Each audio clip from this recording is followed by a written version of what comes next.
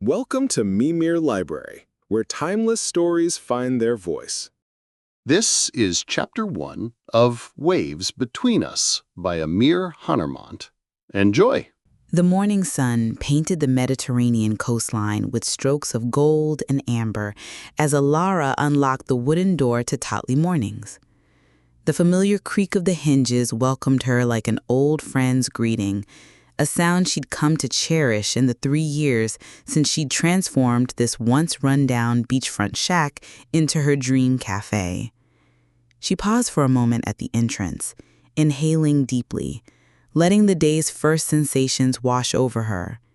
The air carried the blended scents of saltwater, warming sand, and the promise of another summer day in Antalya. The gentle rhythm of waves caressing the shore provided a soothing backdrop to her thoughts as she stood there, one hand still resting on the weathered doorknob. Early morning light filtered through the gaps in the nearby palm branches, casting subtle shadows across the stone path leading to her doorway. A light breeze brushed her loose hair, carrying with it the faint, distant calls of fishermen already out on their boats. This moment, this quiet, peaceful moment between night and day, was perhaps what she loved most about owning this cafe. In these solitary minutes before the world fully awakened, the cafe was entirely hers, a sanctuary built by her own hands, her own vision. Alara moved through the small cafe with practiced ease, her bare feet padding across the cool tiles. She'd long ago abandoned wearing shoes during her morning routine, a small rebellion and pleasure she allowed herself before customers arrived. The worn wooden tables, each decorated with a small vase ready for the wildflowers she would collect later, waited patiently in the dim light. She flung open the shutters, allowing sunlight to spill across the room, illuminating the colorful Turkish rugs hung on whitewashed walls and the collection of mismatched cushions on the window seats. Outside, through the wide windows, the Mediterranean stretched endlessly, a canvas of blue that changed its hue with the shifting light. Another day, she murmured to herself, tucking a wayward strand of dark hair behind her ear. Her fingers brushed against the delicate silver necklace at her throat, her grandmother's parting gift before she passed. The necklace was a constant reminder of her grandmother's love. She never took it off, not even for a moment. It was the only connection she had left to the woman who had raised her. The kitchen called to her. This was her domain, her sanctuary. Alara tied her apron around her waist and twisted her thick hair into a messy bun that would inevitably come undone before noon. With careful movements, she began preparing the dough for her gazlame, the traditional Turkish flatbreads that had become Totli morning's signature offering. Her hands worked from memory, measuring flour, salt, and water without conscious thought. As she kneaded the dough, working it until it became elastic and smooth beneath her fingers, Alara's mind wandered to the day ahead. The summer season was in full swing, bringing with it the usual crowd of tourists seeking sun and relaxation along Turkey's southern coast. "You're overthinking again," she told herself, pressing her palms into the dough with more force than necessary. Saturday crowds are good for business. The sound of a throat clearing startled her from her thoughts. Alara looked up to find Melise, her assistant and friend, leaning against the doorframe. "Talking to the dough again?" Melise teased, her eyes rolling with amusement. "You know that's the first sign of madness." And Lara laughed, the sound as warm as the morning sun. The dough is an excellent listener, unlike some people I can mention. Melise clutched her chest in mock offense before moving to wash her hands at the sink. "What's on the special board today?" "I thought we'd try the spinach and feta with those sun-dried tomatoes we prepared last week, and maybe the honey walnut with fresh figs for something sweet." The tourists will go crazy for that combination, especially those Swedish families that keep coming back. The children practically swallow anything with honey. Together, they fell into their familiar rhythm, preparing for the day ahead. Alara rolled out the dough into thin circles, while Melise chopped vegetables and prepared fillings. The kitchen filled with the scent of brewing Turkish coffee and the subtle flavor of lemon peel being grated for the morning's first batch of pastries. By 7:30, The griddle was hot, and the first gazleme sizzled as it met the surface, filling the air with an aroma that would soon draw in early morning tourists and locals alike. The cafe's first customer arrived precisely at 8, as he had every morning for the past 3 years.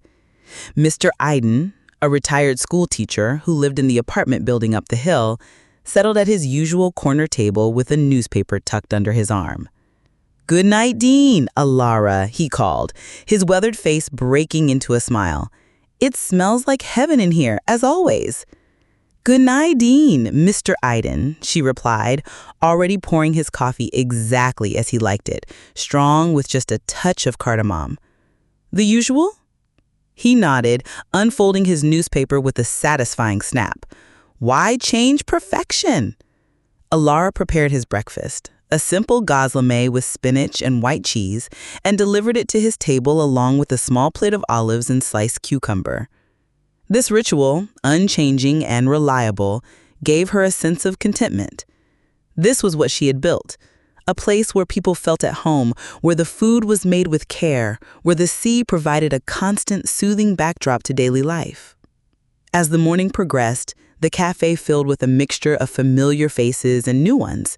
Alara moved between tables, pouring coffee, delivering plates of steaming gazleme, and exchanging friendly conversation.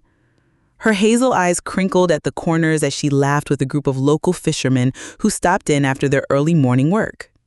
"Alara," called Zinap, a young mother from the neighborhood who frequently visited the cafe with her son. "These new honey walnut gazleme might be your best creation yet. Karam has already demanded we return tomorrow for more." "High praise indeed from my most discerning critic." Alara ruffled the boy's dark curls. By mid-morning, the heat had intensified, and the beach visible through the cafe's open doors had filled with sunbathers and swimmers. The cafe's ceiling fan spun steadily, creating a pleasant breeze that carried the scent of sea salt and grilled dough throughout the space. During a brief, quiet moment, Alara stepped outside on the small wooden deck that extended from the cafe toward the beach. She leaned against the railing, watching the waves lap gently at the shore. The silver necklace at her throat caught the sunlight as she absently touched it, a habit formed over years. This view never grew old. The endless blue stretching toward the horizon, the distant silhouettes of boats, and the way the water sparkled like scattered diamonds under the Mediterranean sun. This was why she had fought so hard to secure this location when her parents retired. Others had mocked her determination to transform the ramshackle beachfront shack into her dream cafe. 5 years later, Tatli Mornings was a fixture on this stretch of coast, beloved by locals and discovered again each season by delighted tourists. The cafe was everything Alara had dreamed it could be, warm, welcoming, and distinctly hers. A flicker of movement caught her eye, a man walking along the water's edge, pausing occasionally to look out at the horizon. Something about his solitary figure against the vastness of sea and sky caught her attention. He was too far away to make out his features clearly, but there was something in his posture, a certain thoughtfulness in the way he stood with hands in pockets, that made her wonder about his story. "Daydreaming again?" Melise appeared beside her, 2 glasses of cold mint tea in hand. She passed one to Alara and followed her gaze to the shoreline. Not bad. Tourist or local, do you think?" Alara accepted the tea gratefully, the condensation cool against her fingers, and turned away from the view. "I don't know. Not one of our regulars." She took a sip and turned away from the view. "It doesn't matter anyway. We should get back inside. The lunch rush will start soon." As they returned to the cafe, Alara glanced once more over her shoulder. The man had moved on, continuing his solitary walk down the beach. She shook her head slightly, dismissing the odd moment of curiosity. Summer days in Antalya were filled with fleeting encounters and passing faces. This was nothing different. The rest of the day passed in a blink of an eye. By late afternoon, when the cafe finally got less busy, Alara's feet ached pleasantly, and her hair had completely escaped its bun, dark waves framing her face. She sent Melise home early, a small weekend tradition, and set about the closing routine herself. As she wiped down tables and straightened chairs, the setting sun cast long shadows across the wooden floor. Through the windows, the sea had transformed from brilliant blue to a deeper, more mysterious indigo. A few swimmers were still dotting the water, reluctant to surrender the day to evening. Alara hummed softly to herself an old Turkish song her grandmother used to sing. The familiar melody brought comfort as she moved through the space she had created and had poured her heart into. Each corner held a memory. The chipped blue mug she'd found at a market in Istanbul, the collection of seashells gathered by local children and proudly presented to her, the faded photograph of her parents on their last day at their old restaurant. When everything was in order for tomorrow, Alara stepped out onto the beach, slipping off her sandals to feel the sand, still warm from the day's heat, between her toes. This was her favorite part of the day, the quiet moments after closing when the beach belonged to just a few souls and the approaching night. She walked to the water's edge, allowing the gentle waves to wash over her feet. The day's tensions melted away with each cool touch of water against skin. Alara lifted her face to the fading light, eyes closed, savoring the transition from day to night. "This is enough," she whispered to herself, a daily affirmation. "This life I've built is enough." And it was, mostly. Tatlı mornings fulfilled her in ways she couldn't articulate, providing purpose and connection to this place she loved so deeply. Yet on evenings like this, when the beauty of the coast seemed almost too much to bear alone, Alara sometimes felt the faint echo of something missing, something just beyond her grasp. She opened her eyes and gazed out at the horizon, where the darkening sky met the sea in an indistinct line. Tomorrow would bring another day of familiar routines and unexpected moments, another day of kneading dough and welcoming smiles, another day of life unfolding beside the constant comforting presence of the Mediterranean. With one last look at the deepening twilight, Alara turned back toward the cafe, her footprints trailing behind her in the damp sand, temporary marks that would be washed away by morning's tide, making space for new beginnings. The walk back to her small apartment above the cafe was short but sweet. Alara climbed the narrow exterior staircase that hugged the side of the building, each step bringing her closer to her private sanctuary. The wooden steps creaked beneath her feet, a familiar symphony that signaled the true end of her workday. Her apartment was modest but distinctly hers, an open-plan space with large windows that framed the sea. The furnishings were an eclectic mix of pieces inherited from her grandmother, finds from local markets, and a few carefully chosen modern comforts. A bookshelf overflowing with novels and cookbooks dominated one wall.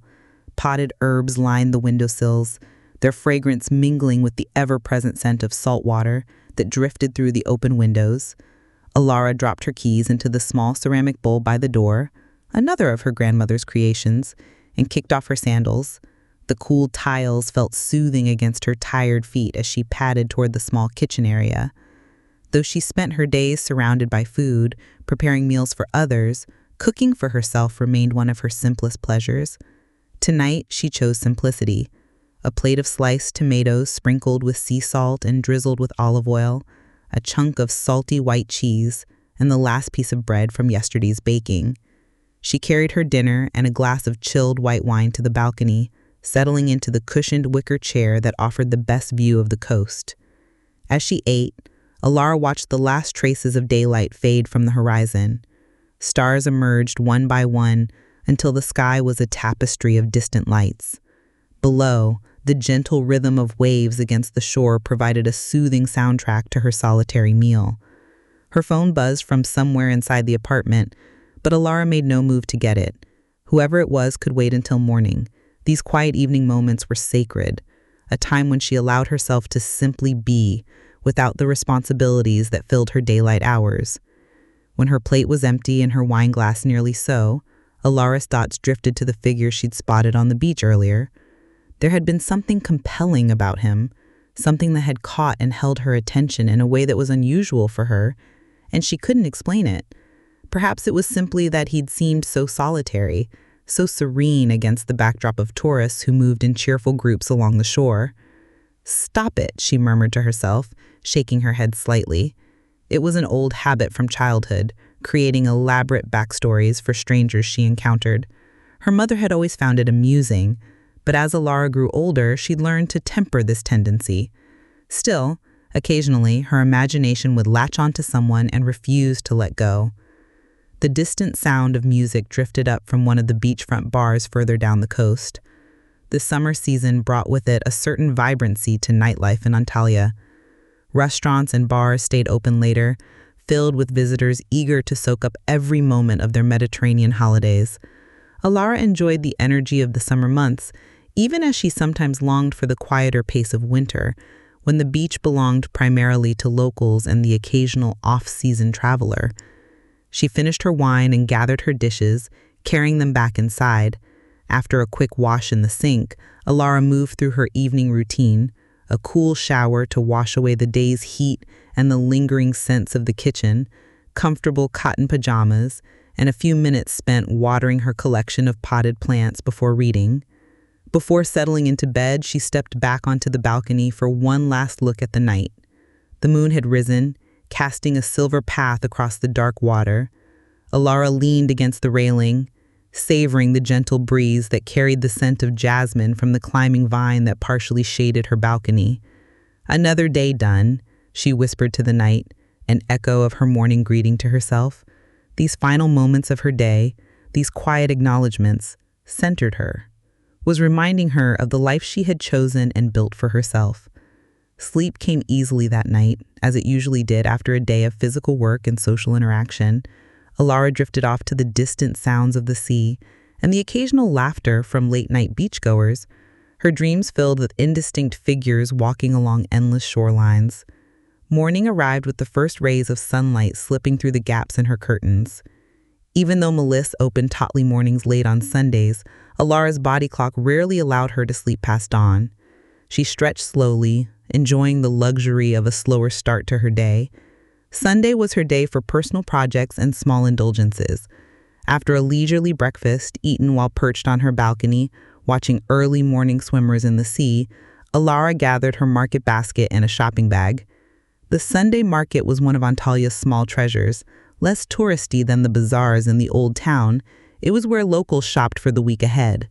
Alara loved the ritual of it, the familiar faces of vendors who greeted her by name, the seasonal rhythm of produce that appeared and disappeared throughout the year, and the opportunity to practice the art of negotiation that was as much about social connection as it was about price. She wound her way through the crowded stalls, filling her basket with essentials for the week ahead: fat red tomatoes, a bunch of wild greens that the elderly woman at the end stall always saved for her, and a small jar of local honey infused with thyme. At the cheese vendor stall, she tried several varieties before selecting a creamy white cheese that would pair perfectly with the figs she planned to purchase next. "Alara, I was hoping to see you today," Nuri's vase echoed, a local potter whose work Alara had been collecting piece by piece for the cafe. She turned with a smile. "I wouldn't miss market day. Do you have something new for me?" Nuri's eyes crinkled with pleasure as he reached beneath his display table and brought out a small, carefully wrapped package. "I finished these last week and thought of you immediately." Alara unwrapped the bundle to find a set of 6 small olive dishes, each painted with a different pattern in shades of blue that perfectly matched the color scheme of Totley mornings. "They're beautiful," she breathed, running a finger along the glazed edge of one dish. "Your work keeps getting better, Nuri." The potter waved away the compliment, but his pleased expression betrayed his satisfaction. "I'll give you a good price. They belong to your cafe." They negotiated in a friendly way until they agreed on a fair price. As Nuri wrapped the dishes for transport, he leaned forward conspiratorially. "I hear Ayla's daughter is returning from Istanbul next month. Permanently, they say. Something about a job at the university." Alara nodded, accepting both the wrapped package and the piece of local gossip with equal appreciation. This was another aspect of market day she valued: the exchange of community news, the subtle weaving and reweaving of social connections that kept the neighborhood feeling like an extended family. "I'll stop by and welcome her back," she replied. "It's been, 5 years since she left?" 6, Nuri corrected. "And from what I hear, she's bringing more than just her academic credentials back with her." Alara raised her eyebrow questioningly. A broken heart, Nuri supplied with a sage nod. Some professor or other who chose his career over her. Alara murmured, feeling a pang of sympathy for the woman she barely remembered. Well, she's coming home to family at least. That helps. With a promise to visit Nuri's workshop later to see his newest creations, Alara continued her market rounds. By mid-morning, her basket was full and her purse considerably lighter. She made one final stop at a flower vendor's stall, selecting a bunch of lavender and wild daisies that would brighten her apartment for the week ahead. The walk home took her along the beachfront promenade. Sunday brought out families and couples strolling along the water's edge, children building sand castles and the occasional dedicated sunbather already staking out prime spots on the sand. Alara walked slowly, in no hurry to end her walk, enjoying the simple pleasure of life. As she approached Tatli Mornings, she noticed someone standing on the small deck, peering through the windows into the dimly lit cafe. A potential customer who hadn't seen the closed sign, perhaps. Alara quickened her pace slightly, preparing to direct the person to one of the other cafes that remained open 7 days a week. As she drew closer, she realized with a small jolt of recognition that it was the same figure she'd observed walking along the beach the previous day. From this distance, she could see him more clearly, tall, with broad shoulders and dark hair that curled slightly at the nape of his neck. He was dressed simply in khaki shorts and a light blue linen shirt, the sleeves rolled up to reveal tanned forearms. "We open late on Sundays," Alara called as she approached, shifting her market basket to her other arm. "But I can recommend a place just down the beach if you're looking for breakfast." The man turned, startled by her voice. His eyes, a striking shade of blue that reminded Alara of the sea at its deepest point, widened slightly in surprise. "Oh, I'm sorry," he replied, his accent marking him immediately as American. "I wasn't trying to peek in, He paused, seeming to search for the right words. "This place caught my eye yesterday. Something about it felt, I don't know, authentic? Not like the tourist traps closer to the hotel zone." Alara felt an unexpected flutter of pride at his assessment. Creating a space that felt genuine, that honored the local culture while still being welcoming to visitors had been one of her primary goals when designing Tatli Mornings. "Thank you," she said, shifting her packages again. "We try to be authentic, I mean." The man smiled, and something about the way it transformed his face, crinkling the corners of his eyes, revealing a small dimple in his right cheek, caught Alara off guard. It was a genuine smile, not the polite expression tourists often offered in passing interactions. "I'm sorry to have bothered you on your day off," he continued, taking a step back from the cafe. "I'll try again tomorrow." I found herself strangely reluctant to end the encounter. "If you're looking for breakfast, Denise Cafe down the beach about 5 minutes that way," she gestured with her chin, "makes excellent minimum. Tell them Alara sent you." He nodded, that smile appearing again. "I will. Thank you." He hesitated, then added, "I'm Liam, by the way." "Alara," she replied, then realized she'd already indirectly introduced herself. "But you figured that out already." Liam chuckled, the sound warm and unexpectedly pleasant. "I did." "Well, Alara, thank you for the recommendation. Maybe I'll see you tomorrow when you're open." "Maybe," she agreed, surprised to find herself hoping he would return. "We open at 8. With a small wave, Liam turned and walked away, his figure silhouetted against the bright blue of the sea. Alara watched him for a moment longer than necessary before climbing the stairs to her apartment, her mind already spinning with speculations about this American visitor who had noticed her cafe among the dozens that lined this stretch of coast. As she arranged her market purchases in the small kitchen, placing the flowers in a blue glass vase on the dining room table, Alara found herself smiling at nothing in particular. Sunday stretched before her with its usual promise of rest and small pleasures. A new novel waiting to be started, perhaps. a swim later when the afternoon heat peaked, the pleasure of preparing a meal just for herself with the fresh ingredients from the market. Yet, as she moved through these familiar Sunday rituals, her thoughts kept returning to a pair of blue eyes and a smile that seemed to hold genuine interest. It had been a long time since Alara had allowed herself to be intrigued by a visitor to Antalya. Experience had taught her that tourist encounters were fleeting by nature, bright moments that faded quickly as travelers moved on to their next destination. "Don't be ridiculous," she told herself firmly, as she sliced fresh figs for her lunch.